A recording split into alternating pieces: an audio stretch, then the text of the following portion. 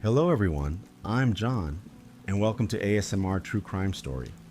I know many of you listen to these stories to help you fall asleep. So before you drift off tonight, I'd love it if you leave a comment and let me know where in the world you are tuning in from. And if you're new here and enjoying the story so far, please don't forget to like and subscribe. It really helps the channel grow.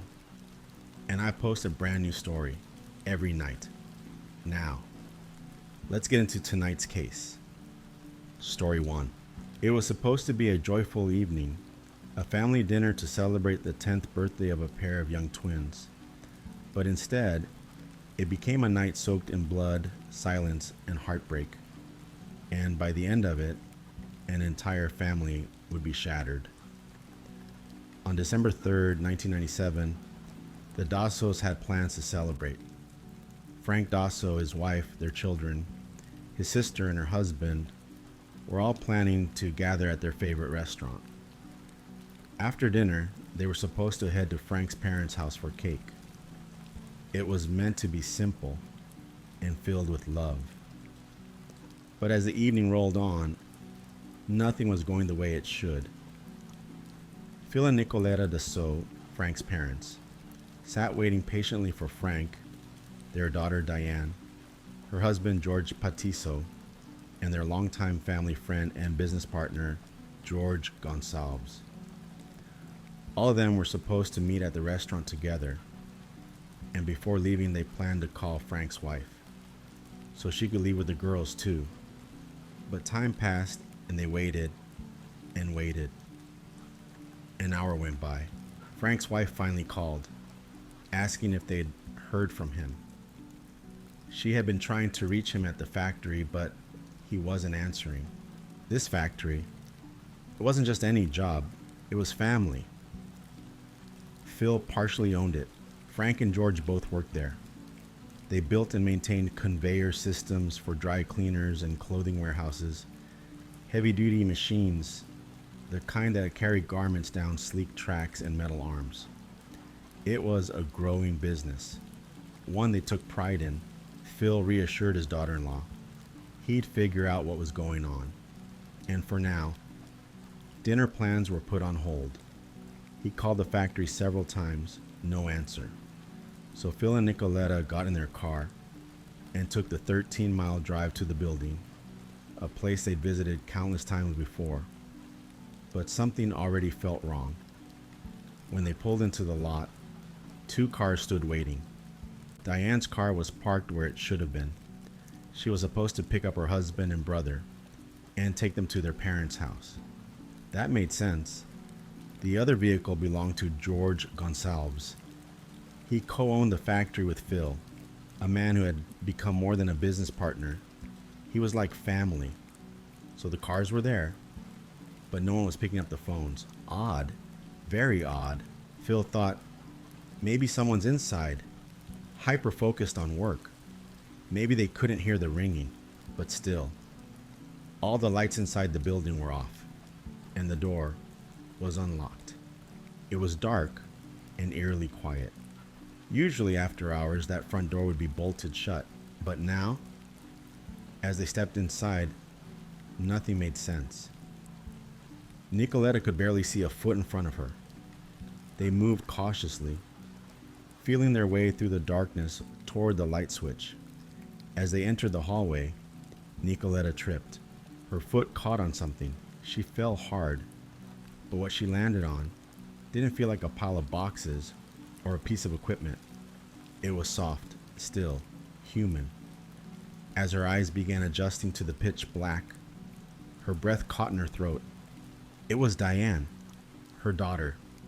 Nicoletta knew instantly, just by the shape, the weight, the mother's instinct that speaks before the mind catches up. She screamed. Phil reached the switch, and light filled the hallway. There, in a pool of blood, lay Diane, her body motionless, her head bleeding. Nicoletta dropped to her knees, cradling her daughter's lifeless body. Diane had been shot, twice, in the head. The silence around them collapsed. Phil froze, his mind spinning. His daughter was gone. His heart shattered, but he knew. He knew something worse was waiting. He ran.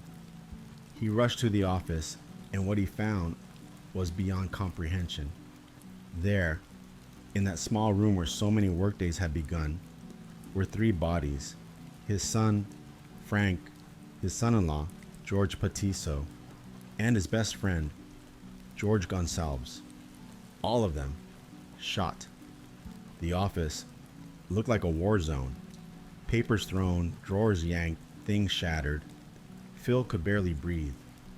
But he found the phone and called 911, and in that moment, it hit him. The phones worked.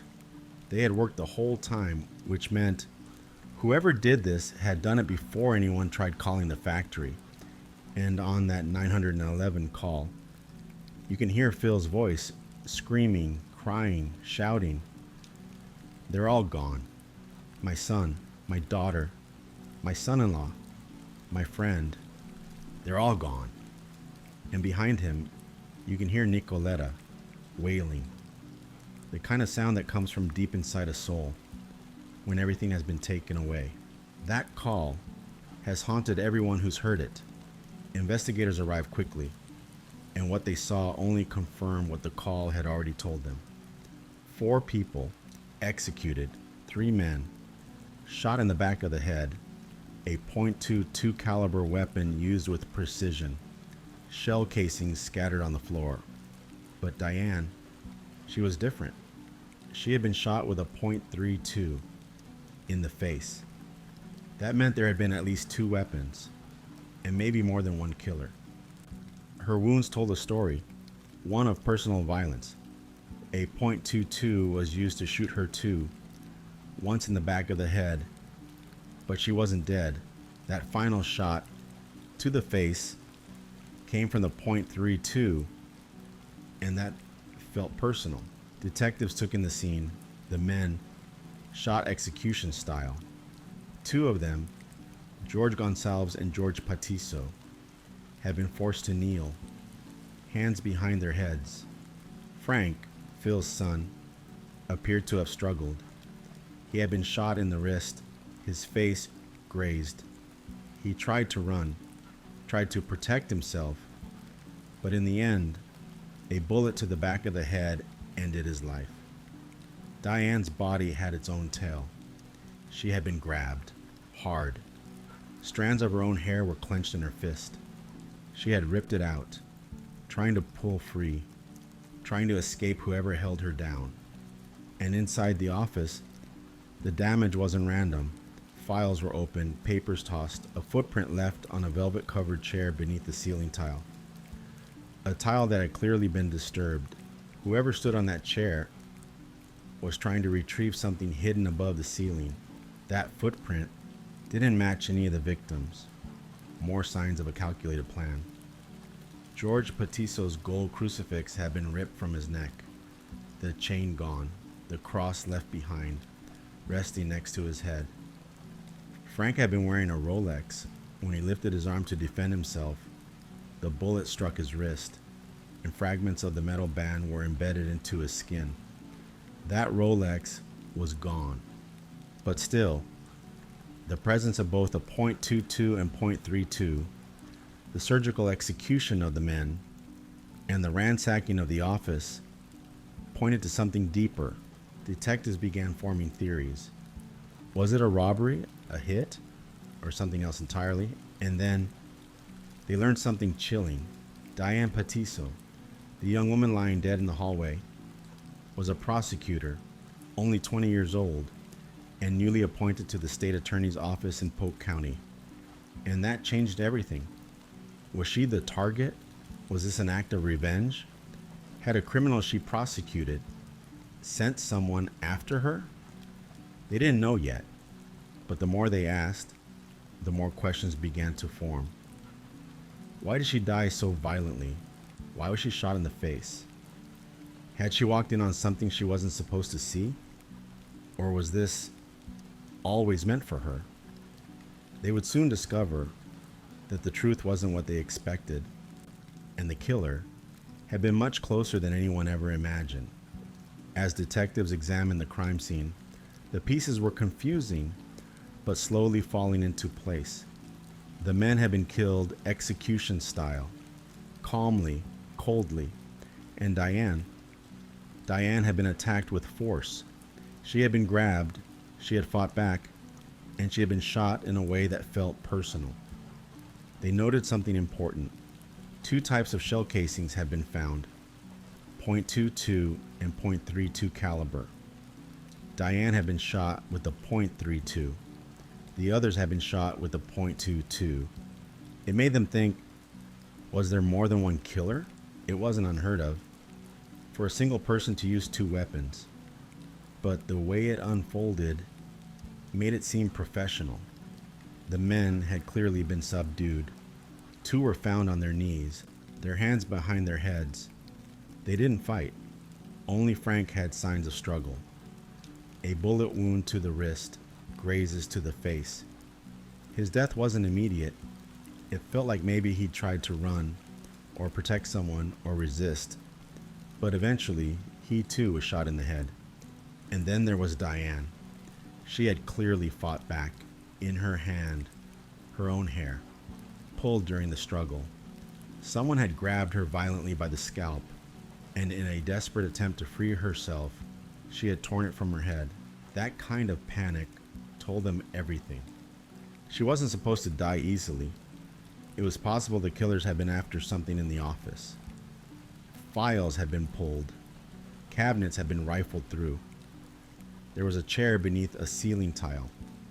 Someone had stepped on it, left a clear footprint on the soft surface. That chair sat below a tile that had clearly been lifted.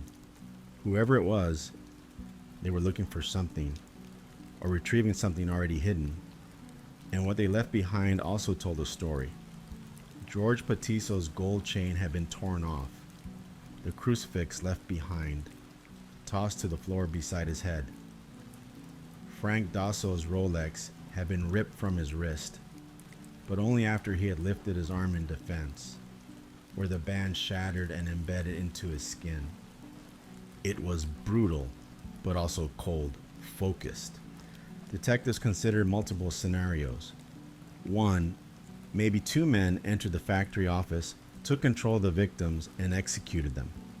A third person, possibly, waited by the front door, standing watch. And then Diane arrived, unknowingly walking into a massacre. She was only there to pick up her husband and brother, but if someone was waiting by the entrance, they may have grabbed her before she even stepped inside.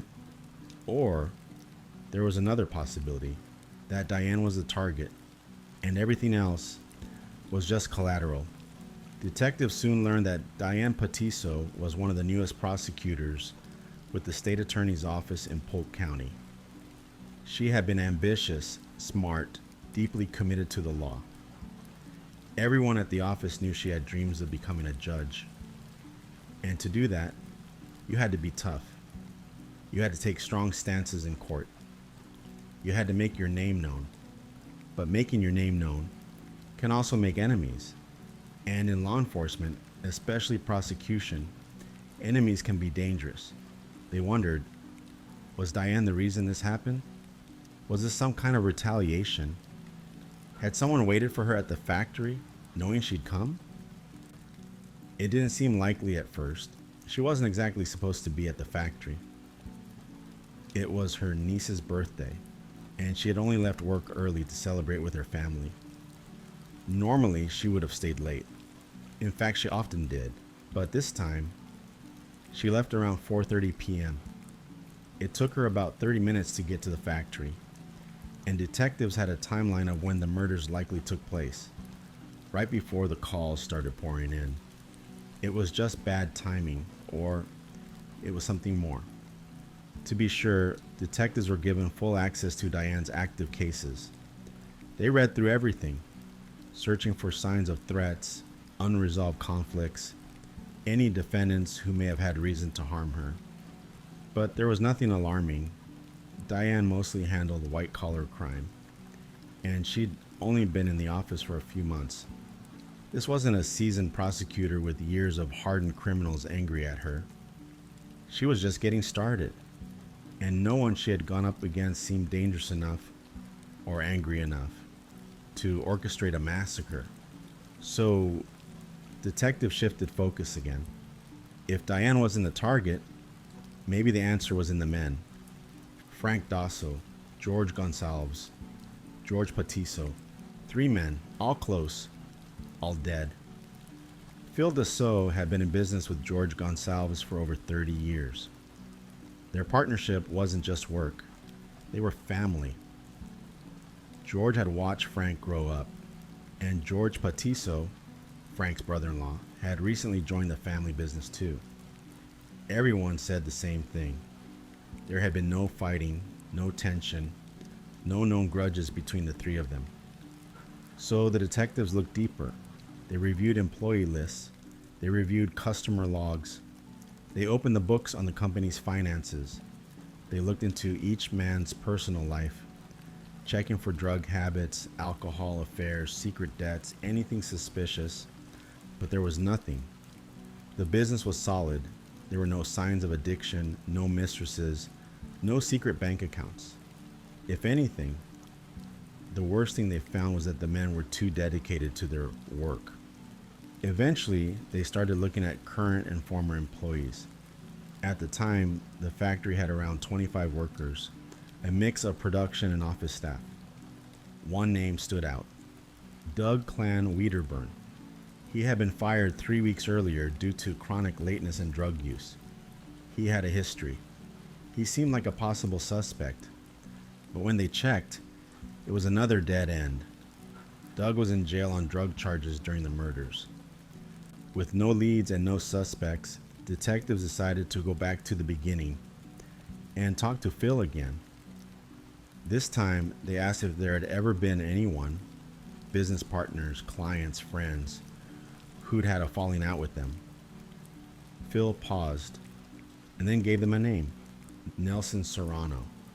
He was the man who had once stood beside Phil and George as their equal, a business partner, a man who helped grow the factory into what it had become. And now, he was gone, fired, angry, and maybe, just maybe, capable of revenge. The detectives leaned in. Phil began to tell the story. He brought a gun with him, a .22, and he retrieved another from the ceiling tile, the one he had hidden there long ago, a .32 caliber pistol. One by one, he forced the men into submission. 2 of them, George and George, were made to kneel, hands behind their heads. Frank tried to resist. He was shot in the wrist. There were grazes on his face. It showed he fought, at least for a moment. But all 3 were eventually shot execution style, 12 shots in total. Before leaving the office, Nelson rifled through the drawers, made a mess, tossed files. He wanted it to look like a robbery. He ripped a chain from George's neck, took the Rolex off Frank's wrist. It wasn't about the items. It was about planting the wrong idea. But then, Diane arrived. She was only there to pick up her brother and husband for her niece's birthday. But when she entered the building, Nelson was already on his way out, and she saw him. She recognized him immediately. After all, she'd known him for years. She knew the break with her father hadn't been a good one, but she never expected this. She turned to run. He grabbed her by the hair. The first shot hit her in the cheek toward the back of her head, the .22. She went down, but he wasn't done. Out of bullets with the first gun, he pulled the .32 from his coat, the same one he had retrieved from the ceiling, and shot her in the face, just to make sure. It was brutal, personal, cold. Then he got back into the car, drove to Tampa International Airport, about an hour and 10 minutes away, and boarded another flight, this time under a new name, John W. He had purchased round-trip tickets under both aliases, Juan A. Gacho and John W., to make it seem routine. But he never used the return flights. just the trips he needed. Back at the factory, the scene was set. The drawers were left open, the ceiling tile disturbed, the chain missing, the watch gone. The pieces were all meant to lead investigators away from him. And for a while, they did. Until patience and persistence uncovered the truth. The fingerprint on the boarding pass sealed it. So did the shoe print on the chair, traced back to a pair of shoes Nelson had gifted his nephew after the murders, as if trying to get rid of evidence quietly. The rental car? Its mileage fit the timeline exactly. 139 miles, matching the distance from the Orlando garage to the factory to Tampa's airport. Everything lined up. So detectives arrested Nelson Serrano. He was charged with the murder of 4 people. And at his trial, prosecutors presented it all. Every lie, every mile, every photo, every missing ticket. The defense tried to argue that Serrano had been in his hotel, nursing a migraine. They claimed Frank Dasso was the one with enemies, that he had hired someone to take out George Gonsalves, and that Serrano was simply being framed by the real killers. But the jury didn't buy it. There was too much, too many steps, too many secrets, too much planning. On June 26, 2007, Nelson Serrano was sentenced to death. Once for every life he took, 4 death penalties, 1 for each victim.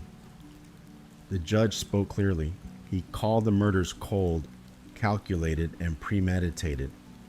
They had been carried out during the commission of other felonies. Serrano hadn't just killed. He had designed the killing, step by step. He had murdered the children of a man he had once called friend. He had known Diane and Frank since they were young, watched them grow up, shared meals with them, and in the end, he executed them without hesitation. The judge made it clear this wasn't just murder, it was betrayal. And for that, there would be no forgiveness. Even now, the story haunts everyone who hears it, because Nelson Serrano nearly got away with it. But in the end, even the most careful plans leave footprints, and the truth has a way of finding its way home. Thank you for staying with me through tonight's story. If you're still awake or drifting off peacefully, don't forget to subscribe so you never miss a night of quiet mystery. And if this story moved you or gave you something to think about, feel free to leave a comment. I read every single one. Now, let's move into story 2. Another true crime told softly to guide you gently into rest. Tonight's second case is darker still, a crime carried out in the dead of night by a pair of hands no one expected, a case where kindness was met with betrayal and trust became a weapon. Let's begin. It was February 5th, 2007, and Charity Lee was working her shift at Buffalo Wild Wings, a restaurant in Abilene, Texas. She was 30 years old and a mother of 2. Her 13-year-old son Paris and 4-year-old daughter Ella were at home. Charity had left them in the care of a 21-year-old university student, a trusted babysitter. At about 12:30 in the morning, police officers walked into the restaurant. They asked to speak to her privately. Calm but serious, they told her something every parent fears. Her daughter, Ella, had been hurt. Charity didn't understand.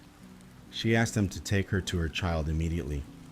But then came the words that would split her life in 2.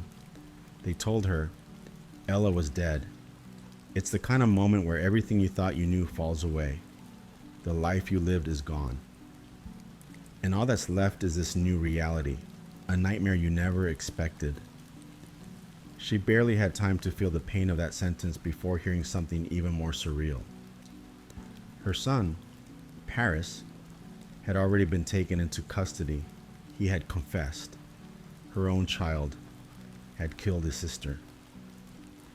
Earlier that evening, Paris had called 911. On the call, he claimed at first that he had hurt someone by accident, but as the operator gently kept him talking, more began to surface. He said the girl wasn't breathing. He admitted she was bleeding. When asked if she was hurt badly, he calmly replied that he had stabbed her. When the operator asked where he had stabbed her, his answer was chilling. Lots of places. Even through the phone, his voice sounded strange. There was adrenaline maybe, but it felt oddly calm. He sounded distressed, yes, but not shocked. The operator asked if the girl was breathing. He said no. Was she bleeding? He said yes, he had stabbed her. What makes this call even more haunting is what came next.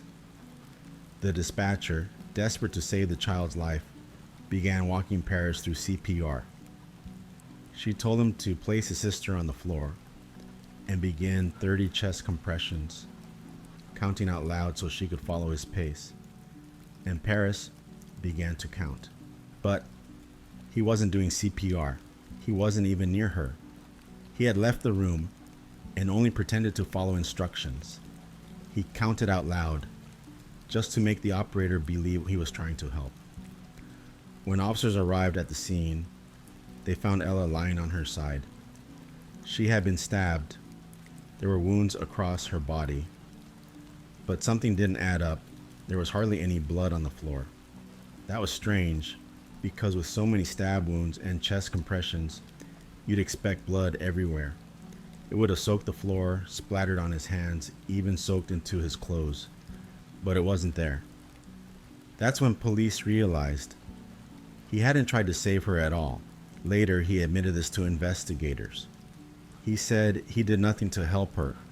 He made the call, walked away, and just counted out loud so it would seem like he cared. Imagine that. A brother who has just stabbed his little sister then acts like he's trying to save her. It wasn't just murder, it was performance. And not long after, they found out. It had all been planned. Before calling 911, Paris made a 6-minute phone call to a school friend. He told the friend what he had done, then waited 2 more minutes and called emergency services. That's not panic, that's control. Later during interviews, Paris said he had fallen asleep next to his sister that night, and when he woke up, he claimed to see her face morphing into a demon, a demonic flame-covered face. He said he hallucinated, and in that hallucination, killed her.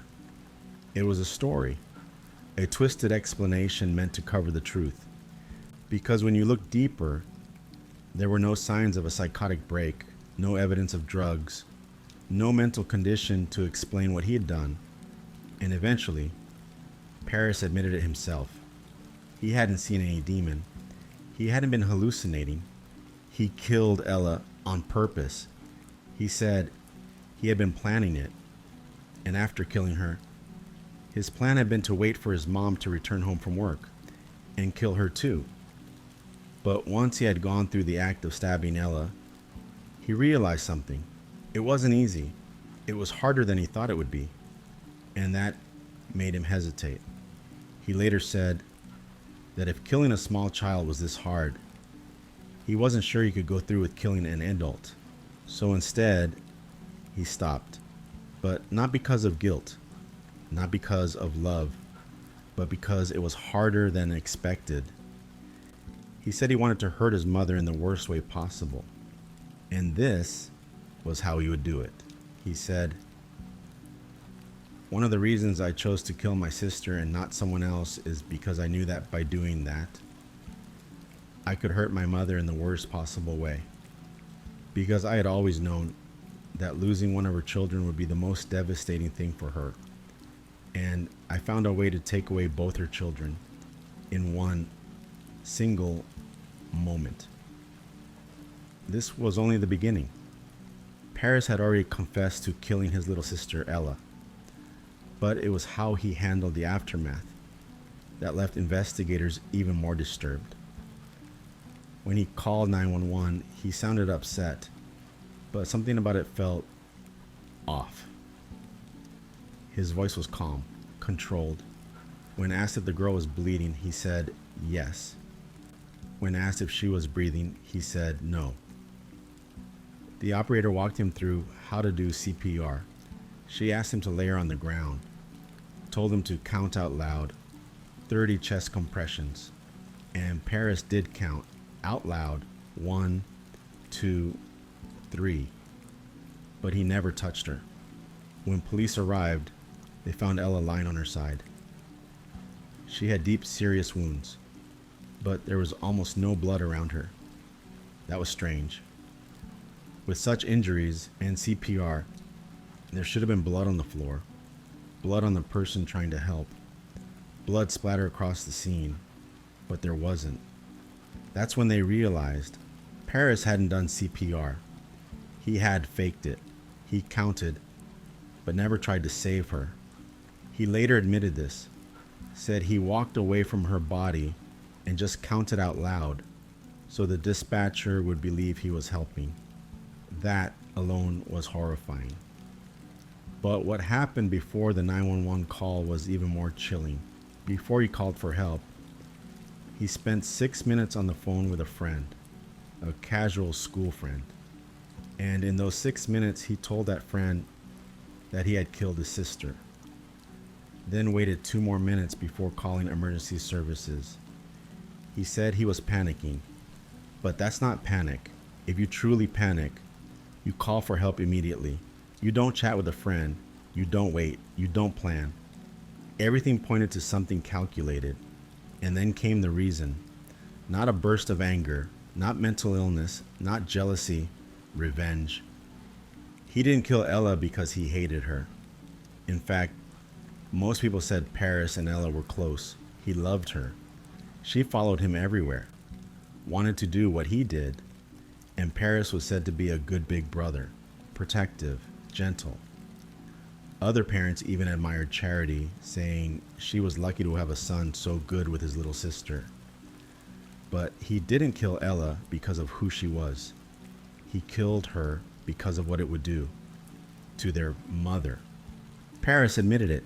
He said he wanted to destroy his mother's heart, and he knew the one way to do that was to take her children from her, both of them, one with a knife, one with a prison cell.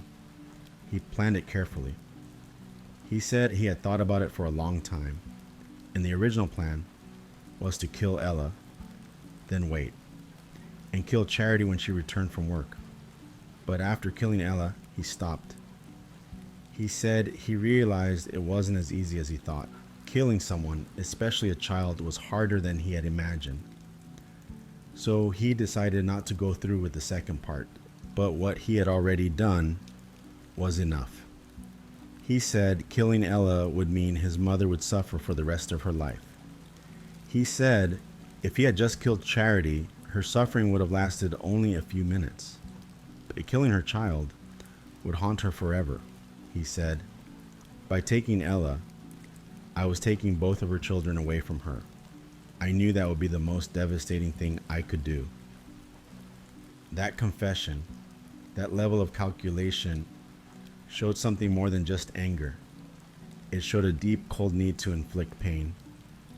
He told investigators that he had imagined it all, thought through every part, and the hallucination, the demon face he claimed to see on Ella, he said that was a lie, something he made up to make himself sound less guilty.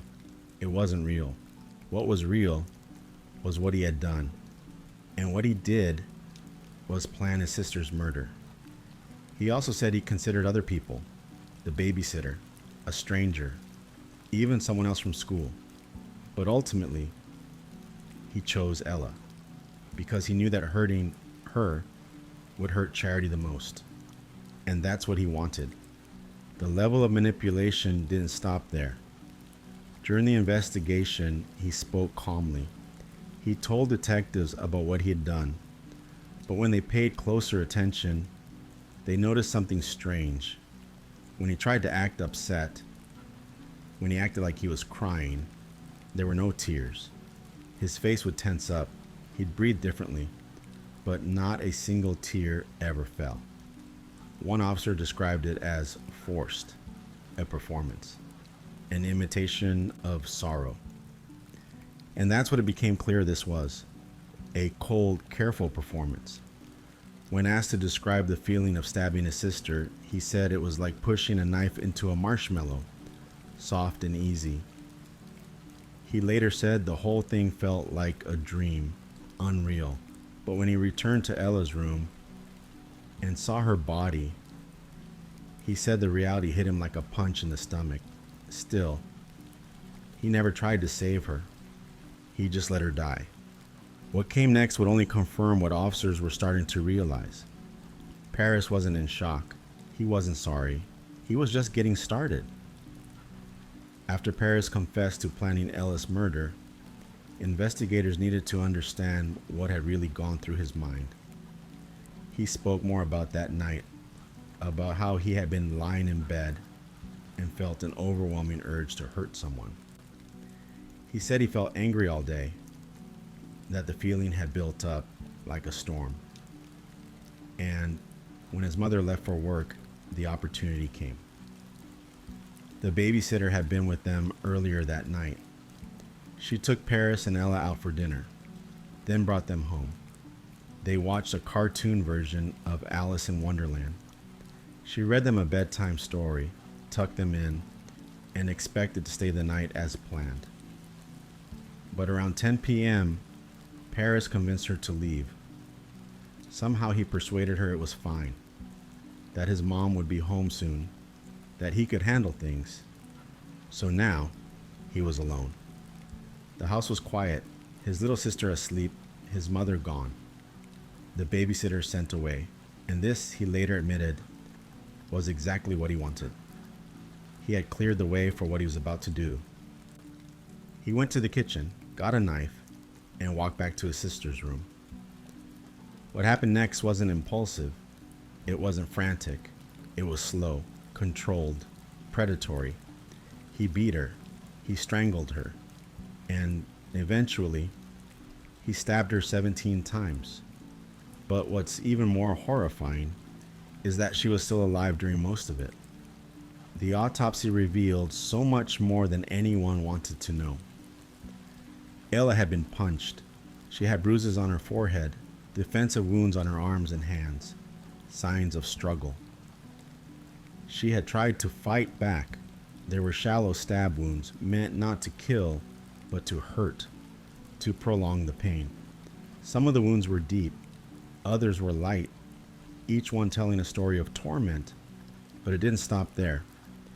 Investigators found traces of semen on Ella's body, on her clothing, on her bedding, and even on the underwear Paris had been wearing that night. He had sexually assaulted his own sister, and it was no accident.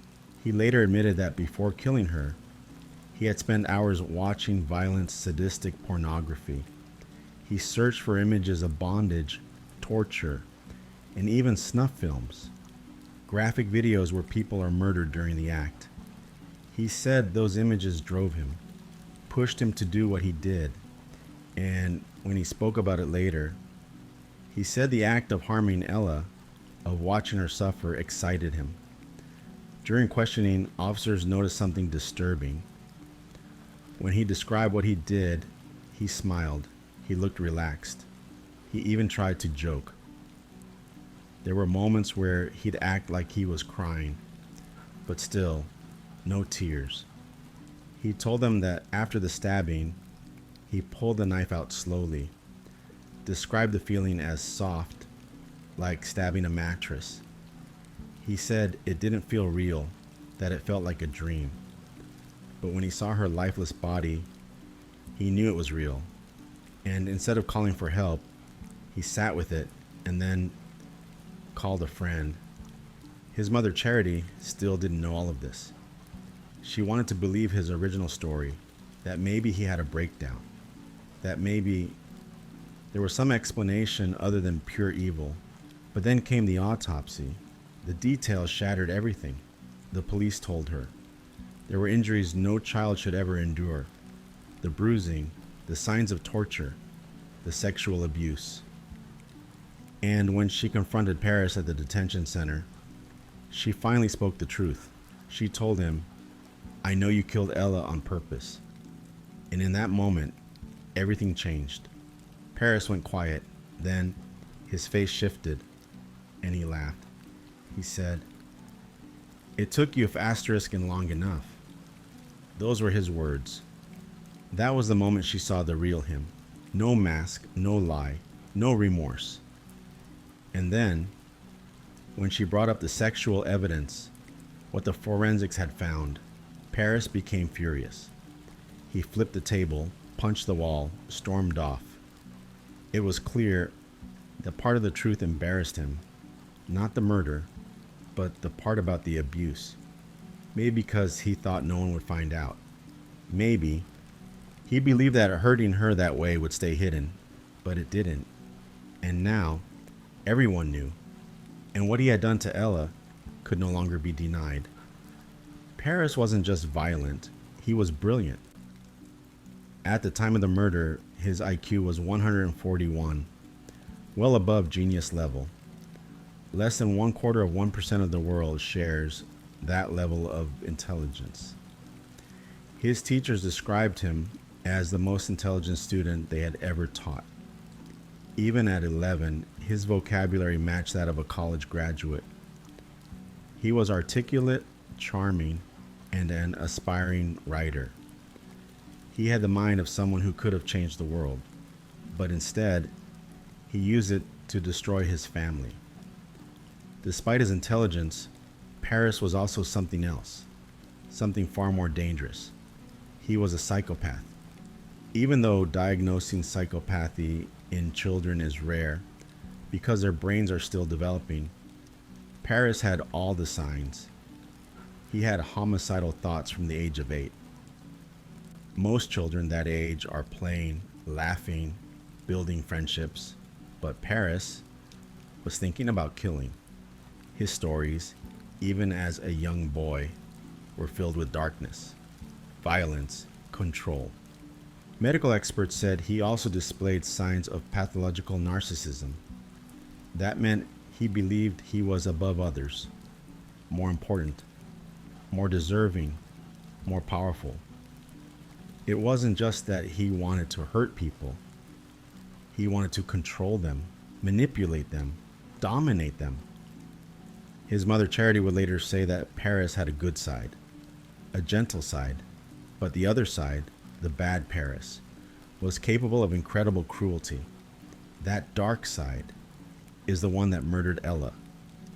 The hatred he had for his mother had grown quietly over time, and eventually, he let it consume him. Before the Dassos ever moved to Florida, before the factory in Bartow existed, it all began in New York, back in the 1960s. Phil Dassault and George Gonsalves had started a company together, Erie Manufacturing Cooperative. At the time, they made tools and metal dies for the booming garment industry in Manhattan. Business was good, but they knew there was more they could do. By the 1980s, they met someone who could help them take the next step. His name was Nelson Serrano. He worked for a company in New Jersey that built slick rail conveyor systems, the kind used to move clothes in factories and dry cleaners. That was exactly the type of product Phil and George wanted to add to their services. So the three men made an agreement. They'd go into business together, combining their knowledge and skills. Phil and George knew how to manufacture. Nelson knew how to design and install the systems. Together, they saw a way to dominate the industry. But they had another plan too, one that involved moving their operations away from expensive New York real estate. By the late 80s, many garment factories were leaving Manhattan and relocating to Brooklyn or New Jersey. But Phil, George, and Nelson wanted to go further. They wanted to move their business all the way down to Florida. Lower rent, cheaper labor, more room to grow. So they did. All three men and their families moved south. As part of the deal, Nelson Serrano agreed to buy into the business for $150,000. paying $75,000 each to Phil and George. In return, he'd become a third owner of the company. He never paid. Not a single cent still. They moved forward. And in Florida, things looked promising. The factory was growing. They had customers, a future. It also helped that Florida was closer to Nelson's home country, Ecuador. George Gonsalves had roots there too, and it made it easier for them to hire immigrant workers from Ecuador and offer opportunities to people who'd recently come to the U.S. Phil believed in family. So did Nelson. So when Nelson asked if his son, Francisco Serrano, could work at the factory, Phil didn't hesitate. He brought him on in the shipping department. For a while, it all worked. But by the early 90s, cracks began to show. Nelson and George didn't get along. No one knew exactly why, but the arguments were frequent and serious. There were two major points of tension. First, Nelson still hadn't paid the $150,000 he promised. Second, his son Francisco was becoming a problem. Francisco had a poor work ethic. He didn't get along with other employees, and worse, he was using the factory's shipping department to run his own side business. He was shipping goods back to Ecuador for profit and using the company's boxes, postage, and space without permission. It was theft. Eventually, in the summer of 1997, Phil and George had enough. They fired Francisco. Nelson was furious. The argument grew. And then they discovered that Nelson had taken 2 company checks and deposited them into a private bank account, stealing $200,000. When they confronted him, Nelson responded with lawyers. He sued Phil and George, claiming the business was his. He said he'd been wrongfully pushed out, but the courts disagreed because the original deal had only been made verbally and he never paid the buy-in amount. Nelson lost the lawsuit. He was forced to return the $200,000. And just like that, he was out. The man who helped build the company, the man who had taught them how to install conveyor systems, the man who once called Phil and George his friends, was now gone, forced into early retirement and deeply bitter. Phil told detectives that things were better without Nelson. The atmosphere at the factory changed. It became lighter, more peaceful. Employees felt safer, and they respected the decision to fire Francisco, who had made many of them uncomfortable. Nelson and his son were out, and for a moment, it seemed like peace had returned. But detectives saw something different, a motive, a betrayal, a grudge, a personal loss. Nelson had lost everything. His share of the company, his son's job, his position, his pride. Detectives decided to talk to him. They brought Nelson Serrano in for questioning. He was calm, relaxed. He didn't seem nervous at all. And when they asked about what Phil and George had said, he didn't deny any of it. He confirmed the arguments. He admitted he was upset when his son was fired, and he didn't hide his feelings about George. Said they clashed often and didn't see eye to eye. But he had an alibi. He said he was in Atlanta on a business trip when the murders happened. Detectives checked, and it was true. There were flight records showing he'd flown from Florida to Atlanta the day before the killings. There was hotel footage of him checking in. There were people who attended meetings with him who confirmed he was there. It looked airtight. It couldn't have been him. So detectives turned to someone else, Francisco, Nelson's son. Francisco had more reasons than anyone to be angry. He'd been fired, embarrassed, shut out of the family business. When they brought him in, he was polite, cooperative, calm, until they started asking the harder questions. That's when he shut down, asked for a lawyer, refused to say more. And just as they were questioning him, something strange happened. Another detective working the case got a phone call. A man claimed that Francisco had an alibi. that he was at a car dealership with him during the time of the murders. The detective asked for the exact date. The man went silent and hung up. Whoever it was had just tried to create an alibi while the suspect was actively being questioned. It felt staged. It felt panicked. It felt like a cover-up. And as investigators dug deeper, they realized something even more bizarre.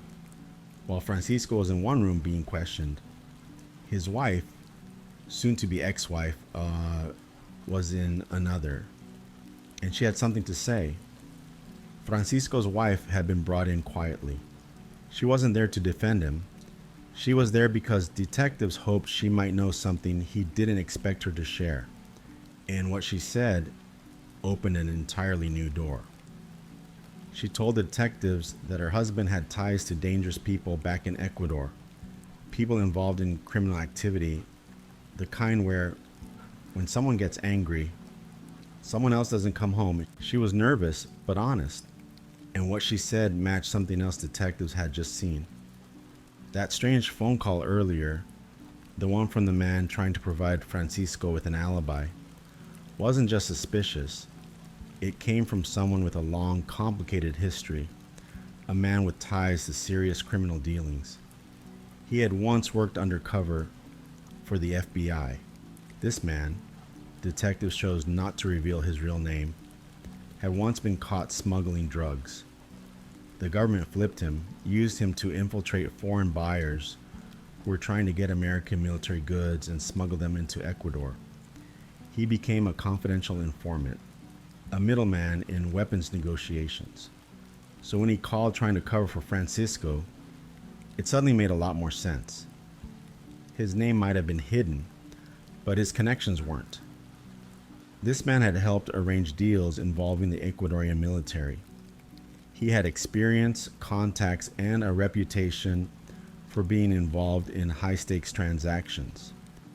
If he was trying to protect Francisco, maybe this wasn't just about personal revenge. Maybe it was about business, and maybe it wasn't just him. In Ecuador, during that time, under President Bucaram's leadership, the country had opened itself to a flood of foreign markets. There were fewer restrictions, and that freedom led to a rise in underground activity, illegal importing and exporting of everything from drugs to weapons to electronics. It was chaotic, and for people who had the right connections, it was profitable. Francisco, they realized, hadn't just been shipping personal packages from the factory. He had been running a full-on export business using the factory's resources, postage, supplies, boxes, and shipping accounts. And now his wife had confirmed it. But that wasn't all.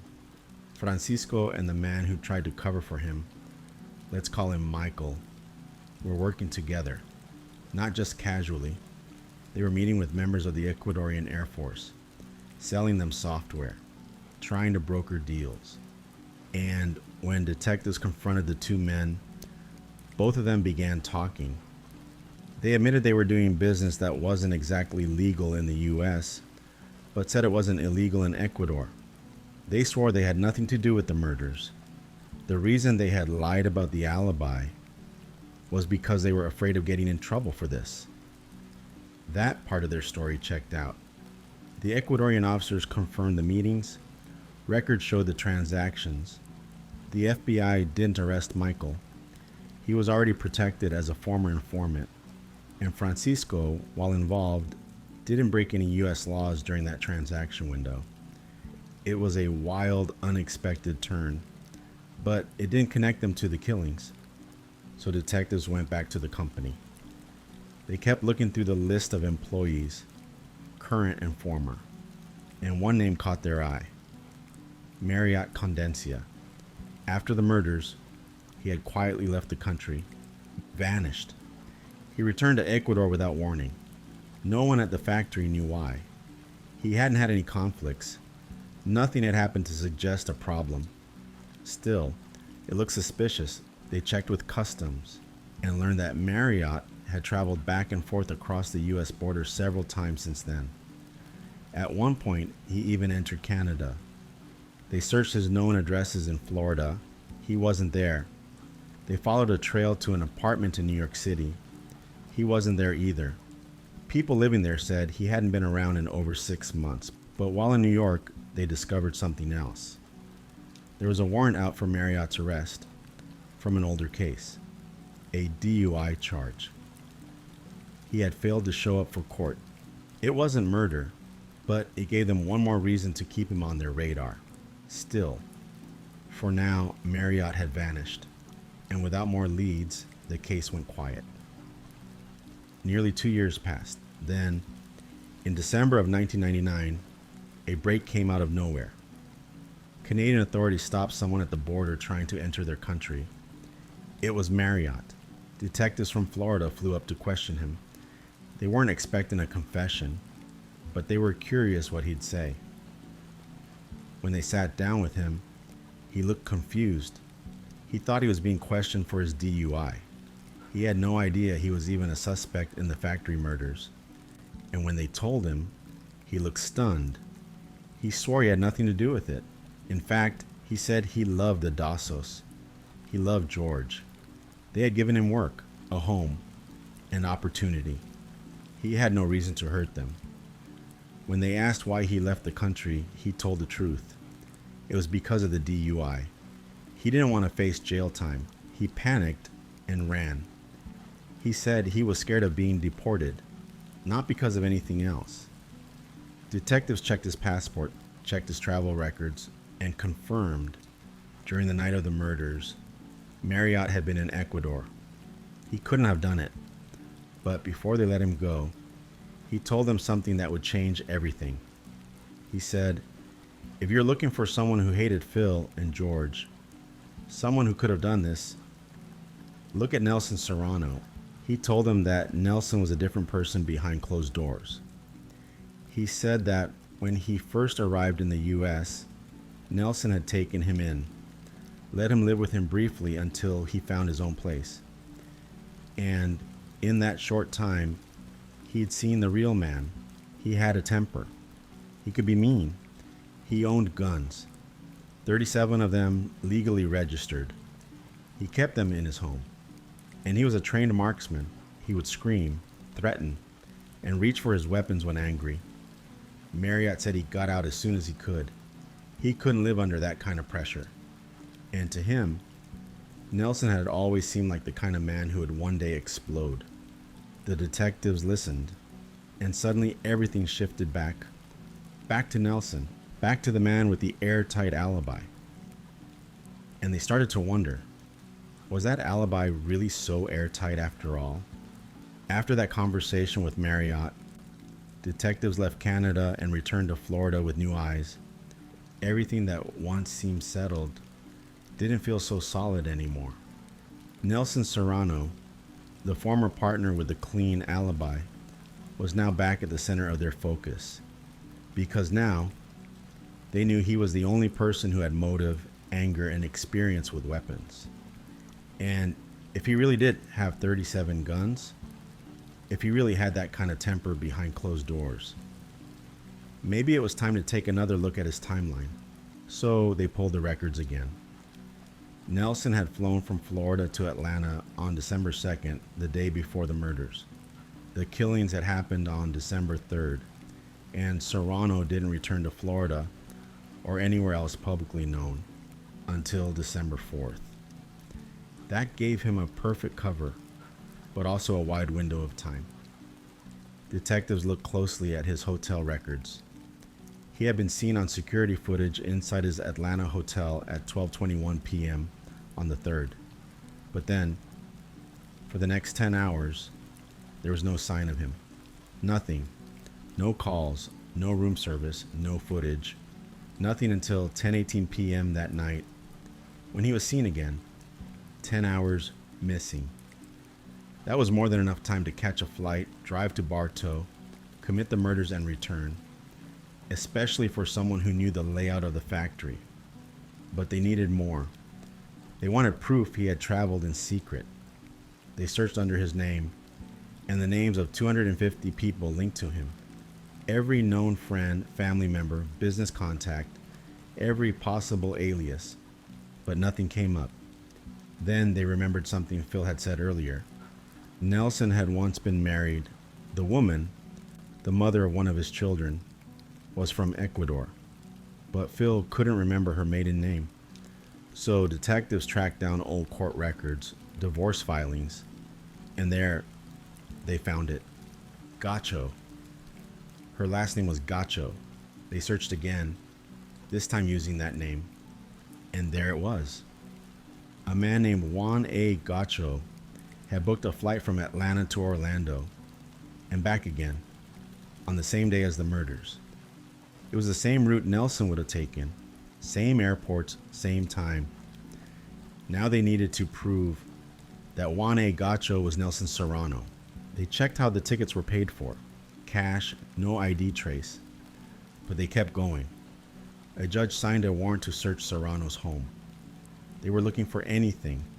Fake IDs, documents, old aliases, anything linking him to that name. And inside the house, they found a sheet of passport photos, small identical headshots. 2 had been cut out, missing, like they had been used for identification. That was all they found at first, but they didn't stop there. They also subpoenaed Serrano's phone records. In 1997, there weren't cell towers to ping, no GPS, but there were call logs. And in those logs, they found something important. In the weeks leading up to the murders, Nelson Serrano had been talking a lot with his nephew, Avero Peña Herrera. So they brought him in, and what he told them changed everything. He said his uncle, Nelson, had asked him for a favor back in October. He agreed. Nelson drove him to Orlando International Airport and asked him to rent a car. Avero did. They parked the rental car in a nearby garage. Nelson followed him in his own car, then drove him back home. A few days later, the car was returned. Then, just before Thanksgiving, Nelson asked him to do the same thing again. This time, he said he had a girlfriend coming in from Brazil and wanted to use the car without his wife knowing. So Avero booked the rental for December 3rd. And on the morning of that day, Nelson called him from Atlanta. At 7:53 a.m., he asked his nephew to confirm the rental was ready. Then, called again at 8:06 a.m. to remind him not to call back, that he would call instead. Everything was about timing, every piece carefully placed. Avero drove the rental car to the same parking garage, left the keys inside the gas cap, and walked away. Later that night, Nelson called again. Everything ready? Yes, later still. Nelson told him something new. The car would now need to be returned to Tampa, not Orlando. He said Avero should pick it up and drop it off at a rental agency near Tampa International Airport. Avero was hesitant. It was a long drive, a hassle. But Nelson offered to help pay off his credit card debt. He said, "I'll clear your balance, no interest. You just pay me back later." Avero agreed. He returned the rental on December 4th, just like Nelson asked. And the debt paid off, but not by Nelson directly. It was paid by one of Nelson's closest friends. He was covering his tracks through someone else. Avero thought that was the end of it, but a few weeks later, at a family gathering, Nelson told him about the murders.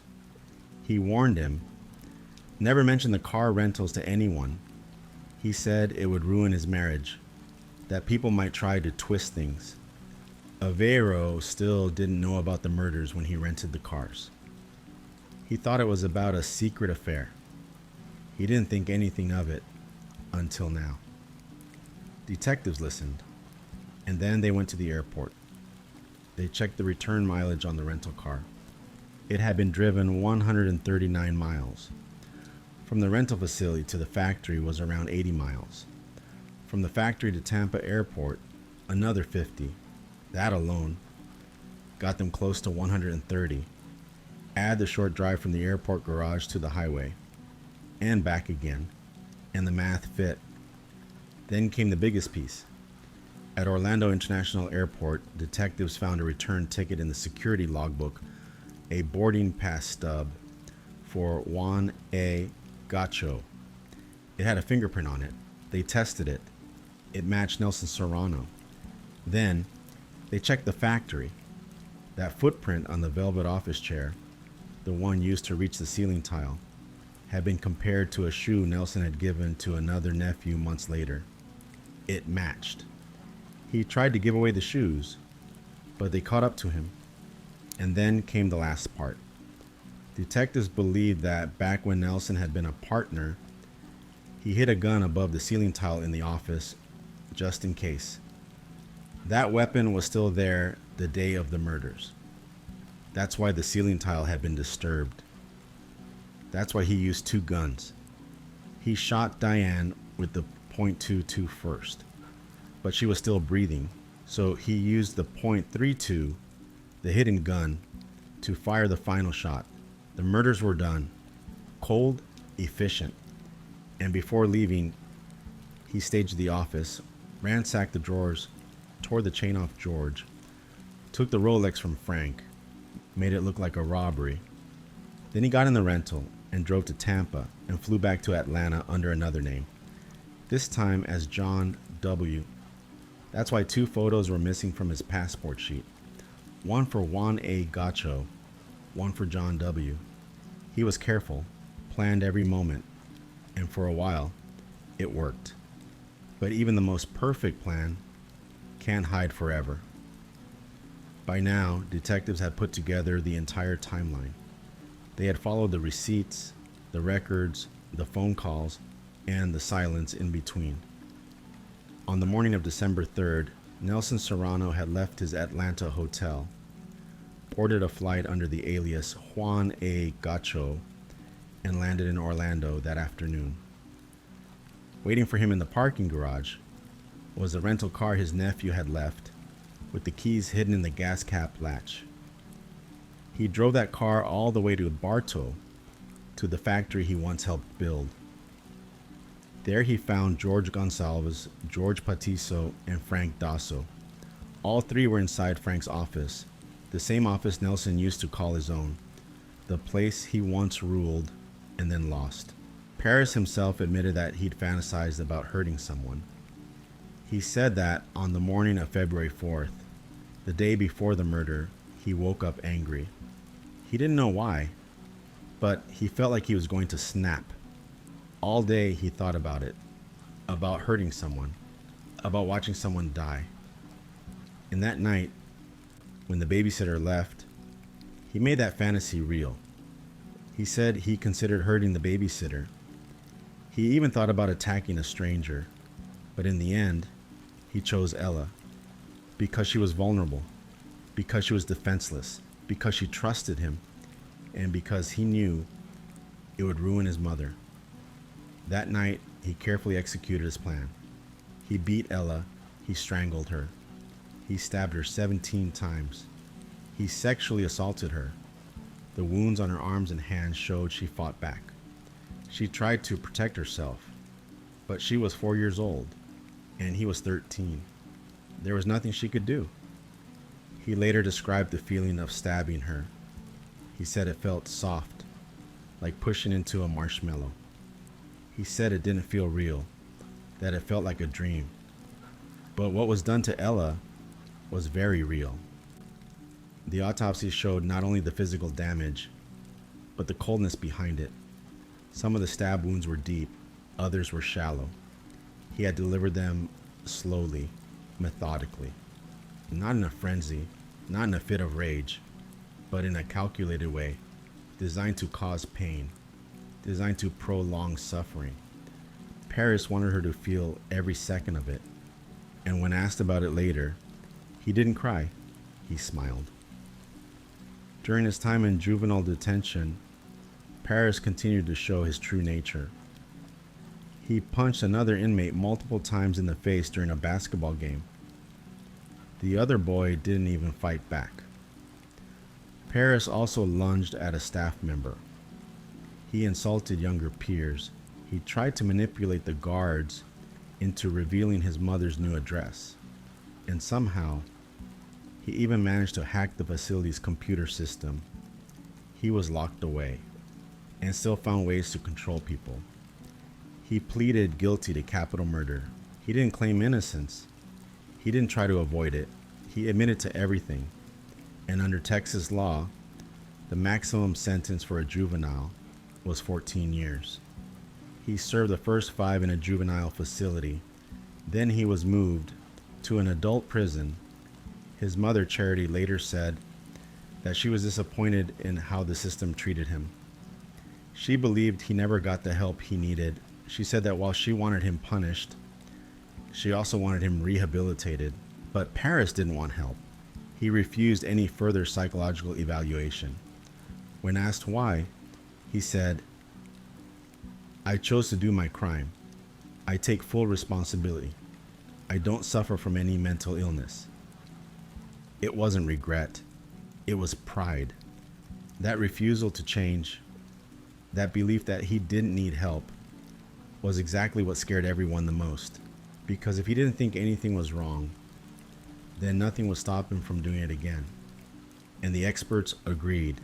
They believed. Paris Bennett should never be free. As investigators continued to study Paris, they began to wonder, what made him this way? Was it something he was born with, or something he had learned? His mother, Charity, had lived a difficult life. She never tried to pretend otherwise. Her past wasn't perfect. She had struggled with addiction from a young age. She got hooked on heroin as a teenager. Her own mother kicked her out of the house when she was just 17.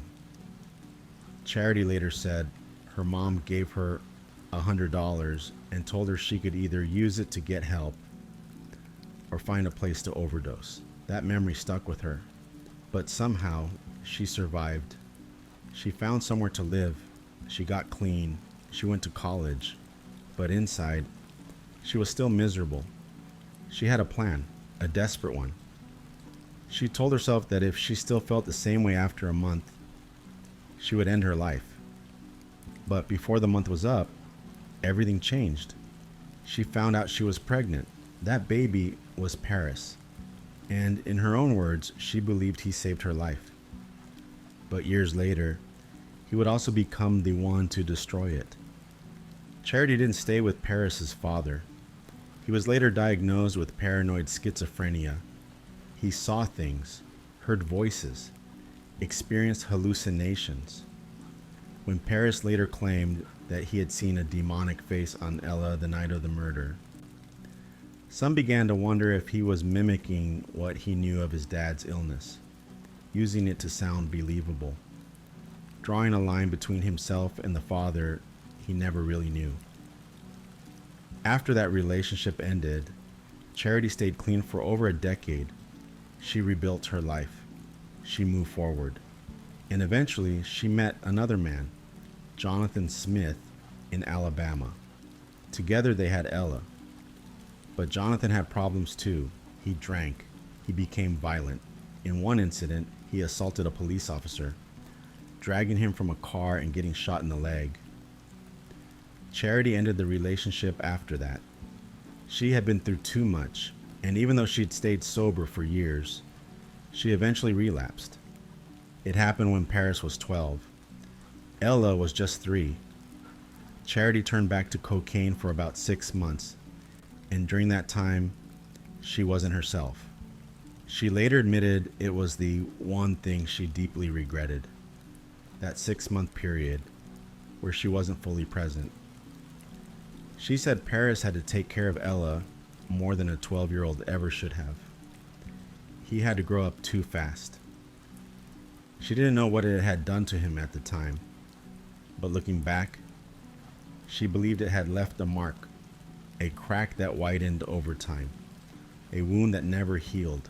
She said, "I know that had an impact on him. It's the one thing I wish I could go back and change." And many people could understand that. Addiction, even for a short time, can ripple through a family. It can make children feel abandoned, unloved, angry. But most children, even those who grow up in far worse conditions, don't become killers. Charity was hard on herself, but experts later believed Paris wasn't shaped by those 6 months. He had already been different long before then. Still, it made sense to her that he might have blamed her, that he saw her as the root of his pain. He once said there was a hot, heavy ball of rage inside him, and that it was directed at his mother. Even when times were good, that feeling never went away. Mixed with his psychopathic traits, that rage grew. It became something darker, and eventually, it needed to be released. What Paris did to Ella wasn't just a moment of madness. It was a product of years of building hatred. And when the time came, he didn't lash out at Charity directly. He chose to hurt her in a way she'd never recover from. By taking her daughter, by taking her son, by destroying her in one brutal night. There was something else about Paris's story. Something even more chilling. Just a year before he murdered his sister, he had already tried to kill someone, his mother. Charity remembered that moment all too well. Paris had gotten in trouble for breaking a toy, and she sent him to his room. Typical argument. But what happened next wasn't typical at all. Paris grabbed a kitchen knife and disappeared. When Charity went to find him, he came out from hiding with the knife.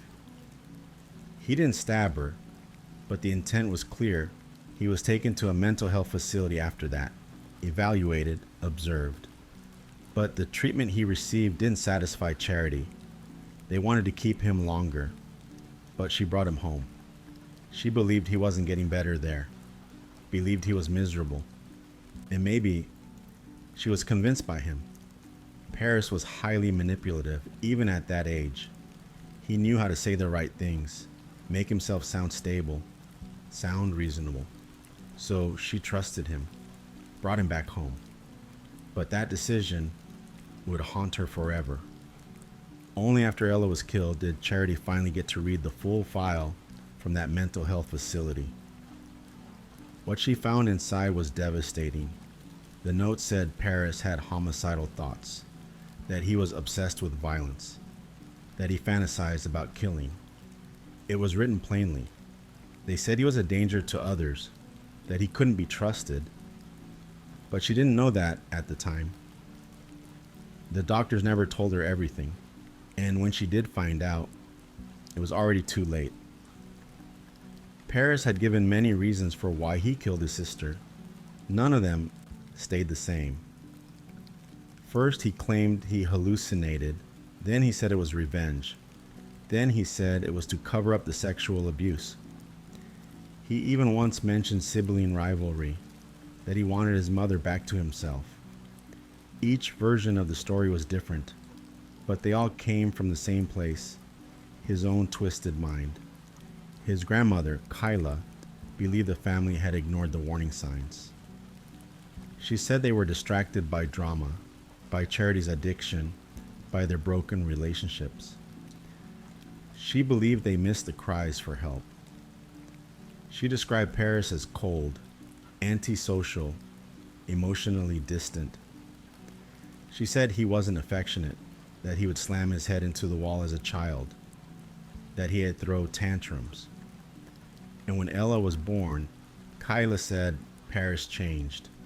He wasn't the center of attention anymore. He had to share his mother's love, and he didn't like it. There were home videos of Paris being rough with Ella. In one clip, he shakes her crib too hard. In another, he slaps her face while she's playing.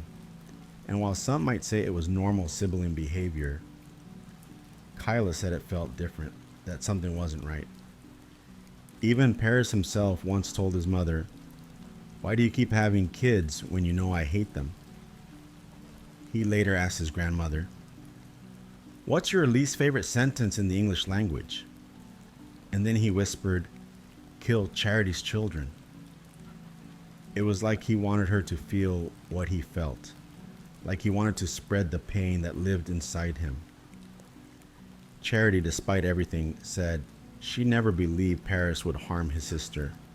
She knew he had a temper. She knew he struggled. But she didn't believe. He was dangerous. She saw the way he treated Ella, how he protected her, how close they were. And because of that, she didn't worry. But Kyla, she did. She believed he might hurt someone. She just thought the target would be Charity, not Ella.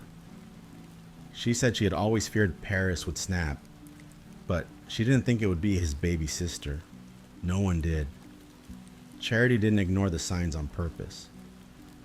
She didn't want to see her child as a monster. And like most parents, she hoped love was enough, that he would grow out of it, that his darker impulses would fade, but they didn't. They only grew stronger. And that led to a night no one could ever take back. After everything that happened, Charity still wanted to believe there was a reason, something that could explain it.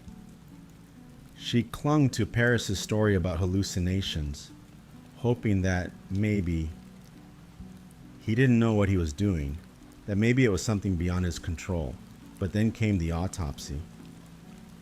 The medical report uncovered truths no mother should ever have to face. It showed Ella had suffered, that her injuries were not the result of one moment of madness, but of a drawn-out, deliberate act. She had tried to defend herself.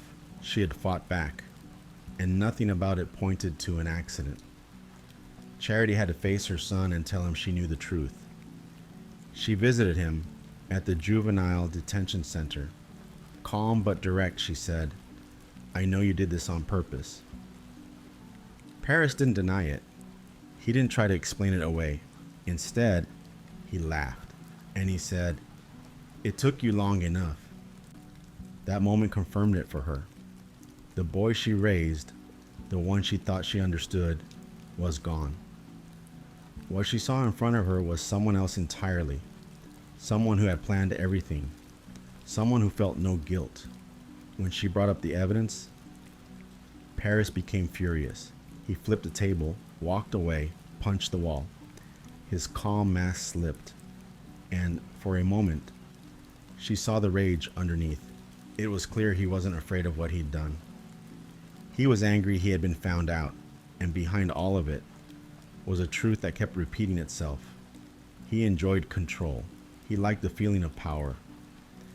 Even in that visitation room, he tried to stay one step ahead, tried to intimidate, manipulate, dominate. Later, investigators found troubling material in Paris's online activity. Search history filled with disturbing content. Hours spent researching violent topics. Graphic material that no child should have access to. Things that fed a dangerous mindset. And on the night of the murder, he had gone looking for that kind of content before acting on it. When questioned about it, he explained his actions coldly, said he had felt driven, that he thought he needed to act on the thoughts in his head. It wasn't emotion, it wasn't confusion, it was intention. Medical staff at the facility began to observe his behavior even more closely. They noticed how, when he talked about what happened, he would sometimes smile. He didn't show the emotions one might expect. He didn't seem sad or scared or confused. Instead, it was as if he was proud of what he had done, or at least proud that no one had seen it coming.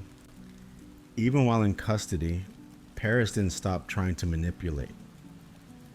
He wanted to know where his mother was living. He asked staff members questions they weren't supposed to answer, and more than once, tried to charm his way into getting information. He had the intelligence, he had the personality, and he had no conscience to keep it in check. When it came time to face the court, Paris didn't plead not guilty. He admitted everything.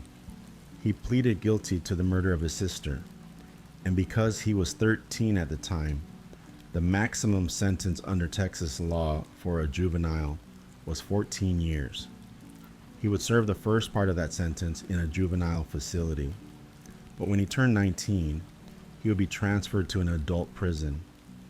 His mother, Charity, later said that it was difficult watching the system handle her son.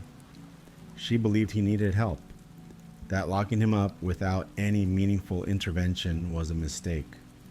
She wanted justice, yes, but she also wanted healing, if it was even possible. But Paris didn't want that. He refused therapy, refused evaluation. He said he didn't need it, that he wasn't mentally ill, that he had chosen what he did, and he accepted the consequences. To him, that was enough. He once said, "I did it. I take responsibility. I don't have any illness to blame." And just like that, any hope of remorse faded. The experts who studied him all came to the same conclusion. Paris Bennett was not just a danger in the past. He could be again. Paris served time quietly, but not peacefully. While incarcerated, his behavior didn't improve the way some might hope. At one point, he attacked another inmate, punched him repeatedly on the basketball court. The other boy didn't fight back. Paris didn't stop. He also threatened staff, mocked younger inmates, tried to manipulate anyone who came close, and he still fixated on his mother. He asked again and again for her address. He hacked into the system. He wanted to know where she was, not to apologize, not to reconnect, but to hold power over her. And all of this confirmed what the professionals had already seen, that Paris was still dangerous. After turning 19, he was transferred to adult prison. His mother continued to visit him. And while some people couldn't understand why, how she could still see him after what he'd done, she had her reasons. She believed in forgiveness. She believed in love. But even she admitted it wasn't easy. Charity said it was a process, something she had to remind herself of every time. And she knew he didn't feel the same way. He had told her more than once that he enjoyed watching her suffer. During one visit, Paris became violent. He slammed a table into her, pinning her against the concrete wall. She couldn't breathe. She said she thought she was going to die, and then he let go, just like that. Pulled the table back, let her take a breath, then did it again. It wasn't about rage, it was about control. That moment changed her. She realized he was using her pain for his own satisfaction. She said he thrived on it, that even in prison, he was still finding ways to hurt her. But still, she kept visiting. She believed it mattered, that if she walked away, it would only deepen the darkness inside him. She wanted him to have at least one connection to the outside world, something real, something human, and still. She admitted she was afraid of what he might do if he ever got out, afraid that the worst might not be behind them. Experts warned her. One psychiatrist told her she should leave the state, change her name, go into hiding, just in case Paris was ever released. They said it was the only real way to stay safe, because with someone like him, someone without empathy, someone who's proud of what he's done, there was no guarantee he wouldn't do it again. Charity was heartbroken, not just because she had lost Ella, but because she knew she had lost Paris too. He was still alive, but the boy she had raised was gone. And yet, despite all the warnings, all the pain, all the danger, she continued to fight for something better, not just for herself, not even just for Paris, but for others like her, other families who had been shattered by violence. She founded a nonprofit in Ella's name. She called it Ella, Empathy, Love, Lessons, and Action. It was her way of turning pain into purpose, of giving her daughter's name a legacy, and of making sure that even in the darkest story, something good could still grow. After Ella's death, Charity found herself surrounded by grief, and yet also by small, strange moments that felt like signs. She said Ella had always loved butterflies. After her daughter was gone, someone gave her a drawing that Ella had made at school, a butterfly in bright colors, simple, childlike. It was the last picture she ever drew. That moment stayed with Charity, so did another one. The day she returned home after everything happened, after the funeral, after the chaos, a friend walked into her backyard and found a butterfly brooch in the grass. They weren't sure where it came from. It was just there, as if waiting. That tiny moment, the brooch, the drawing, became a symbol for Charity, something soft in the middle of pain. She began to see butterflies everywhere, and each time it reminded her of Ella, that she had existed, that she had been loved, that she was still remembered. Paris would later be told about this connection. He heard that butterflies had become Ella's symbol, and one day, he made a remark that chilled Charity to her core. He said, "If butterflies are your sign from Ella, then maybe moths are my sign to you." It wasn't a sweet gesture, it was a warning, a reminder of the darkness that still lived inside him, a signal that where light once lived, he had become the shadow. Despite everything, Charity continued to raise her youngest child, Phoenix, Ella's little brother, born years after the murder. Phoenix had a serious congenital heart condition. When Charity told Paris about Phoenix's health struggles, she said it was the first time he showed something close to emotion. She said he cried, not because of guilt, not because of what he'd done, but maybe because he knew. She would have to suffer all over again. A sick child, a lifetime of worry. And part of him, she believed, took something from that too. Paris is not allowed to see Phoenix. The nature of his crime, harming a younger sibling, means that any contact is forbidden. But Charity allows them to speak on the phone. She wants Phoenix to understand what forgiveness means. She wants him to know about his brother without ever being in the same room with him. She said she would never trust Paris with Phoenix, not now, not ever. But she also believes cutting him off completely would only feed the same hatred that brought them here. Still, she lives with fear. Fear of what could happen if Paris is ever released. Experts have told her plainly he is still dangerous. If he ever walks free, they say, she should disappear. Leave Texas, change her name, go into hiding. That's how serious they are. That's how sure they are that he could strike again. And the risk is real, because Paris Bennett will be eligible for parole in 2027.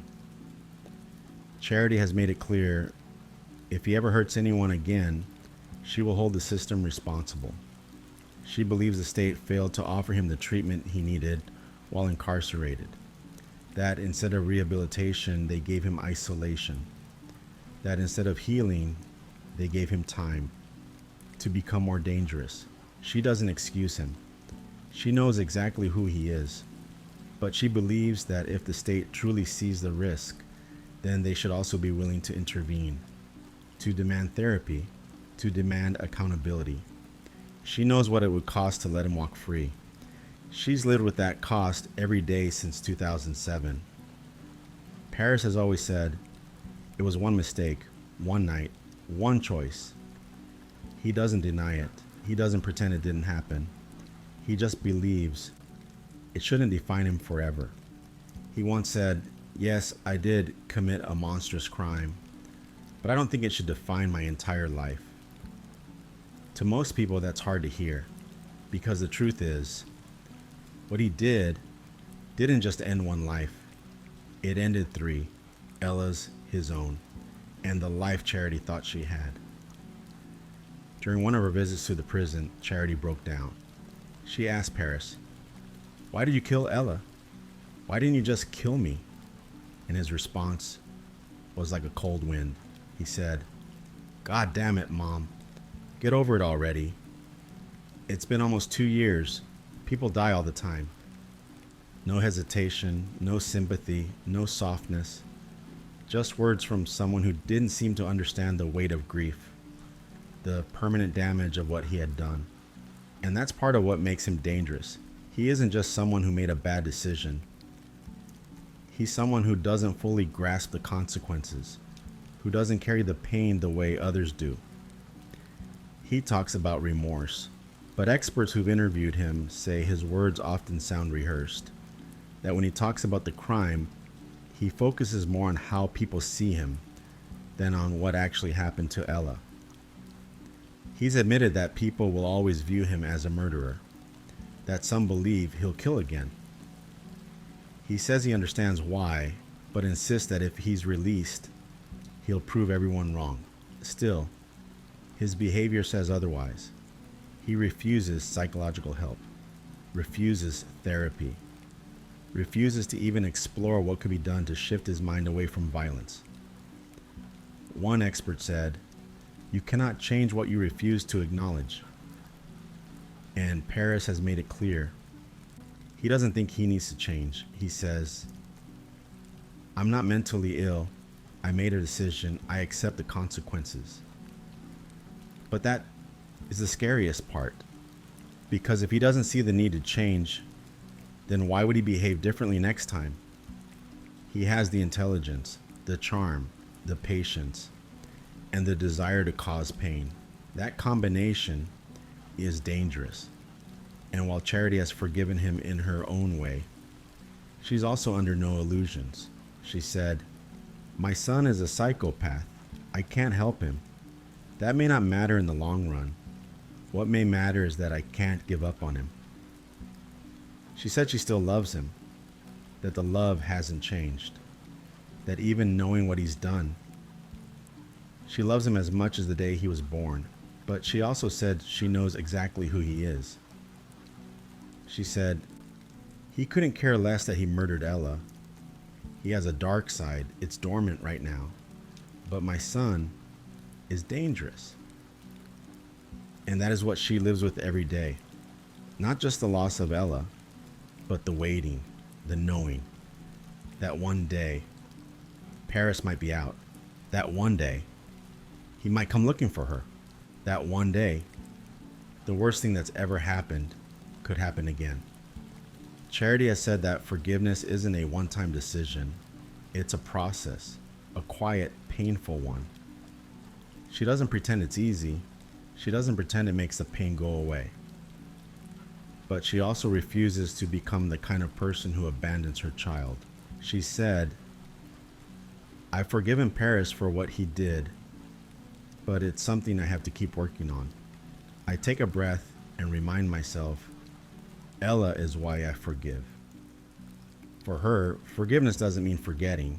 It doesn't mean excusing. It means choosing to live without hate, even while carrying the scar.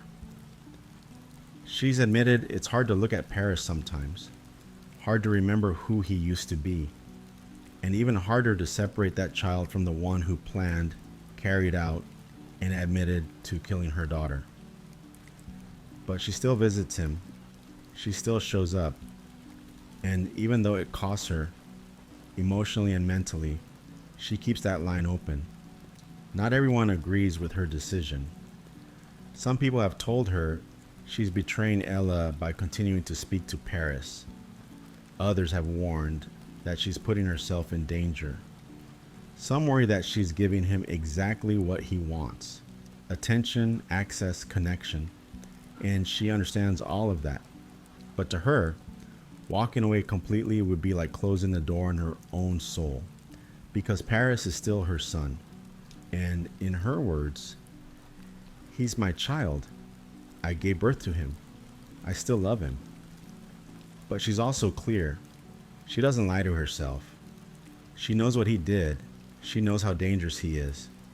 She's even said that he gets pleasure from watching her pain. That during one visit, he told her plainly, "I like seeing you suffer." She said it with a steady voice, as if it no longer shocked her. She also talked about what happened during one of their visits, how he slammed the table into her, pinned her against the wall. and she couldn't breathe. She said, "I was in shock. I thought I was going to die." Then he pulled the table back, let her breathe, and did it again. It was quick, controlled, not wild, not angry, just precise. Just enough to scare her, to show her he still held power. That moment stays with her. But it didn't make her stop visiting. Instead, she went back. She continues to go. She says it's not because she trusts him. It's because she's holding on to something human, something she can still give, even if he doesn't deserve it. But she doesn't pretend he's changed. She doesn't believe he's safe. She doesn't believe he feels regret. She believes he still has that dark part inside him. And she knows it's only sleeping, not gone, not cured, just waiting. Charity didn't just grieve, she created something from the pain. After Ella's death, she started a nonprofit organization in her memory. She named it Ella, which stands for Empathy, Love, Lessons, and Action. The foundation's purpose is to help those affected by trauma and violent crime, not just the families of victims, but also the families of perpetrators. Charity understood what it meant to be caught in both roles, to be a grieving mother and the parent of a killer. The foundation became a way to honor Ella's name, not with silence, but with compassion. She also became an advocate for justice reform, for prison support, for the understanding that people on both sides of tragedy carry pain. And though she never excused what Paris did, she spoke about the need to treat prisoners with dignity. She said that healing doesn't come from vengeance, but from empathy, from learning, from facing the truth. In private, she still struggled. She still missed Ella every day. But butterflies gave her a sense of connection. She saw them often, and each time she thought of her daughter, the picture Ella had painted at school, the butterfly brooch found in the garden. The timing of those moments always felt like more than coincidence. But Paris didn't share that light. He once told her if butterflies were Ella's symbol, then moths would be his. It wasn't said with warmth. It wasn't a metaphor. It was a statement, a way of saying he was the shadow, the opposite, the dark to Ella's light, and Charity understood exactly what he meant. Even so, she said she wouldn't let him take that away. Butterflies were hers, Ella's. No one could twist their meaning. As for Phoenix, her youngest son, she protects him with everything she has. He's never met Paris, and he never will, not face to face. Paris is forbidden to have contact with him due to the nature of his crime. But Charity has allowed supervised phone calls. She wants Phoenix to understand the full story of his family, to know what forgiveness is, to know what caution looks like, and to know that love, even when tested, can survive. But she also lives with constant fear. Fear of what could happen if Paris is released. He becomes eligible for parole in 2027. Medical experts have warned her, if he's ever free, she needs to vanish, change her name, leave the state, go into hiding. Not because they think he might relapse, but because they believe he never stopped being dangerous. One of them even said, the only way to stay safe is to disappear. They recommended full witness protection, a new identity, a new life, just to stay alive. That's how serious they believe the threat still is. Charity said if the state ever lets him out and he harms someone else, the system will be responsible because he hasn't received real treatment, no mandatory therapy, no long-term intervention, just time and silence. And time doesn't fix someone like Paris. It gives them space to become more dangerous, to learn, to prepare, and to wait. Even behind bars, Paris remained a threat, and the people who spent time with him knew it. Officials at the facility noticed how he carried himself. They saw how he smiled while discussing what he had done. Not nervous smiles, not embarrassed ones. They were quiet, proud smiles. He talked about the crime, not like someone processing guilt, but like someone who remembered every detail. Some of the staff said it was unsettling, that it felt like he enjoyed revisiting the memory. And when he wasn't talking about the past, he was manipulating the present.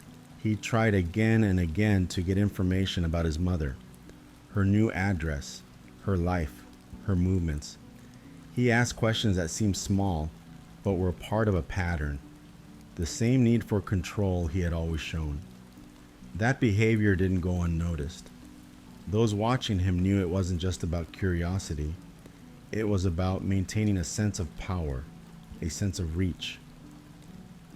Charity, meanwhile, was doing her best to live with what she now understood. Her son was a manipulator, a calculated one who had always needed to be a step ahead, and the state, she believed, wasn't doing enough to stop that from growing. When he turned 18, Paris refused all further psychological evaluations. He said he didn't need them. He said he had no mental illness. He believed what he did was a choice, not a symptom. He said he didn't blame anything or anyone, that he made a decision and he stood by it, and that, more than anything else, frightened the professionals. Because someone who chooses to do something so horrific and still doesn't seek change is someone who may do it again. One specialist said, "You can't fix what someone refuses to face." Others said that by staying out of therapy, Paris was choosing to protect the part of himself that caused the harm, that he wasn't interested in becoming safer, only in appearing in control. He had the intelligence, he had the vocabulary, but what he lacked was conscience. And that can't be taught to someone who doesn't want it. Still, Paris spoke publicly more than once. He wanted people to know that he wasn't a monster. He admitted that what he did was monstrous, but insisted that he himself wasn't defined by that moment. He said, "Yes, I did a terrible thing, but I don't think it should cost me my life." Charity listened to those words carefully and quietly disagreed, because to her, it had already cost a life, Ella's, and it had broken another, hers. And even now, years later, Paris had never truly expressed remorse, never showed it, not in a way that felt real. He had performed sorrow. He had said all the right things, but his eyes, his tone, his timing, none of it ever matched the gravity of what he had done. And so she continued to live in that space between love and fear, between being his mother and his survivor. The calendar keeps moving, and with each passing year, the clock gets closer to the day that Paris could walk free. His eligibility for parole is coming, the year marked on paper, 2027. Charity knows the date. She's counted it more than once, and each time she feels that weight settle in again. The same tension, the same fear. Because if he's released, the world won't be the same. People who've worked with him, who've studied him, who've sat across from him in silence, they all say the same thing. Paris isn't safe. Not because he's angry, not because he's impulsive, but because he plans. He waits, he learns. One of the experts said he was like a machine with charm on the outside and something colder on the inside. And what makes him most dangerous is how easily people forget that. He's articulate, calm, respectful in the way he speaks. He can pass as someone reformed. He knows what to say. He knows how to shape the narrative. And that's what worries Charity most. That someone on the parole board will believe him. That someone will look at the boy who was just 13 when he killed and say, "He's done enough time." But time doesn't always equal change. Paris has done interviews, shared his side, and in those interviews, he talks about growth, about understanding. He says he regrets what he did, that it was selfish, that it destroyed his family. But Charity, who's watched him longer than anyone, hears something different in his voice. Not regret, not sorrow, but calculation. She believes he says what he needs to say to keep people engaged. Not because he feels it, but because it works. She's made it clear. If he's ever released, she'll have no choice but to disappear. She said, "They told me I'd need to go underground, leave my life behind just to survive." She's not exaggerating. The warnings came from doctors, from wardens, from people who've worked with violent offenders for decades. They've all said the same thing: Paris isn't done. And that's the part that never leaves her. The fear doesn't sleep, it just waits. She can't plan for the future the way other people do. She can't imagine her son's release without also imagining what he might do. Not because she's being dramatic, but because she knows exactly what he's capable of. The parole board will have a choice: to see the surface or to look deeper. And Charity hopes, with everything she has left, that they choose to look deeper. Because if they don't, the risk won't just be hers anymore. It will belong to all of us. Charity says there's no such thing as moving on. Not really. The grief doesn't disappear. It just becomes quieter, sometimes. Other times, it rushes back like it's brand new. A scent, a sound, a sudden silence in the house. Anything can bring it back. She says she lives with a hole where Ella used to be, and that hole never closes. It just becomes part of her now. Every night before bed, she touches the butterfly pendant she wears. It's small, delicate, a reminder of Ella's love for those gentle creatures. Sometimes she looks up at the ceiling and whispers her daughter's name, just once, just soft enough to hear it in her own voice, just to keep her close. Phoenix, Ella's younger brother, is growing up now. He knows the story, he knows what happened, and slowly, Charity has taught him not just about the loss, but about forgiveness. She tells him forgiveness isn't for Paris, it's for themselves. So they don't carry hate to bed, so they can breathe, so they can sleep. But still, she watches the calendar. She knows what's coming. 2027, the year Paris becomes eligible. She's already made a plan. If he gets out, she'll vanish. New name, new state, maybe even new country. Whatever it takes to protect what's left. She doesn't believe Paris is safe. Not for her, not for anyone. She says he has a dark part of himself that hasn't gone anywhere. And the people who've evaluated him, they agree that the danger isn't gone. It's just dormant. Still, she speaks his name, still visits him, still tells him she loves him, because that's what being a mother means to her. Not blindness, not denial, but love, even when it hurts. She says sometimes she hears Ella's laugh in her dreams, the lightness of it, the way it used to dance through the house. And in those moments she feels peace, briefly, softly, before the morning comes. And when the fear creeps in again, the worry about the future, the parole, the danger, she reminds herself she survived once. She can survive again. Because she's not just a mother who lost a child. She's also a mother who lived through the unimaginable and refused to let it end her. Thank you for staying with me tonight, for listening all the way to the end. If this story moved you or helped you feel a little less alone in the dark, I hope you will consider subscribing to hear more gentle true crime stories, just like this one. I share a new case every night, always softly told, always here to help you relax and drift off. Now, let the soft sound of rain surround you and carry you into peaceful sleep. Good night, and I'll see you in the next story.